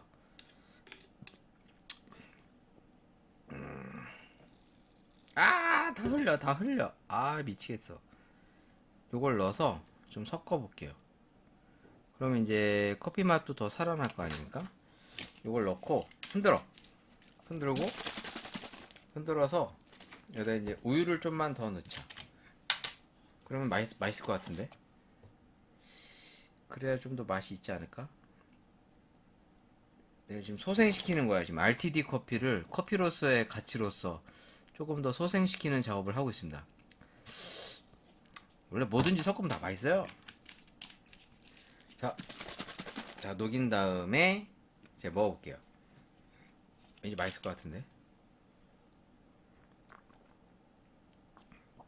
훨씬 맛있어, 훨씬 맛있어. 와, 맛있네. 이거 넣고 우유 넣으니까 훨씬 맛있어. 더 넣어야지. 뭐야, 다 흘렸어, 다 흘렸어. 오 마이 갓. 자, 제가 이번에는 바리스타 룰스에도 넣어볼게요. 다 흘렸어. 아이, 내 커피. 이게 더 넣으니까 맛있네. 그렇게 흔들고. 자, 이번엔 바리스타 룰스에도 한번 넣어볼게요. 이 인도네시아 이 수마트라. 아까 먹었던 거. 이거 넣어갖고. 아이씨, 이게 지금 숟가락이 좀 구멍이, 너비가 좀 넓어가지고. 이게 잘 안 맞네. 안 돼! 안 돼! 커피 흘리면 안 되는데. 내 커피. 자, 얘도 한번 넣어볼게요. 바리스타 롤스도 맛이 어떤가? 진짜. 스푼이 나를 안 도와주네. 스푼을 좀 잘 넣고, 그 다음에 얘도 잘 섞어서 우유를 좀만 넣어.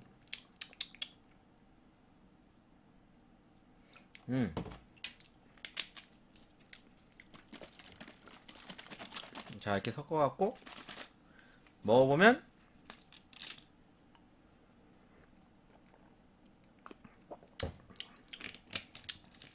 얘는 맛이 없는데. 바리스타 룰스가 왠지 좀 밀리는데 오히려 이디야 게 맛있어요. 이게 이디야 거는 요거 커피를 넣고 좀 섞어 먹으면 맛있어. 이건 칸타타 너를 믿는다. 칸타타 내가 칸타타 너를 한번 믿어볼게.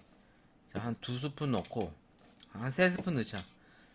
하도 연하니까. 넣고 우유를 붓고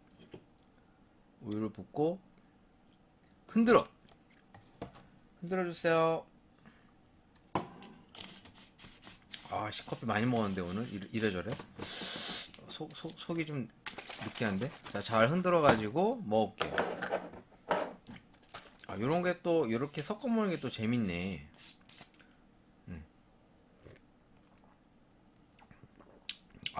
칸타타도 괜찮다. 칸타타도 좀 더 넣어서 먹는 게 맛있는데 요 메일 유업 거는 좀 맛이 없네요. 실망인데 메일 유업. 자, 아무튼 제가 또 뻘짓을 했죠. 네, 뭐 그렇게 막 뭐 딱히 영양가 있는 건 아니었으나 RTD 커피가 맛이 없다는 걸 다시 한번 입증하면서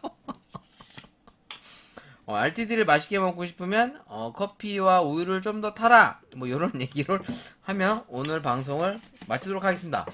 오늘 여기까지 여러분 안녕히 계세요. 속 쓰려.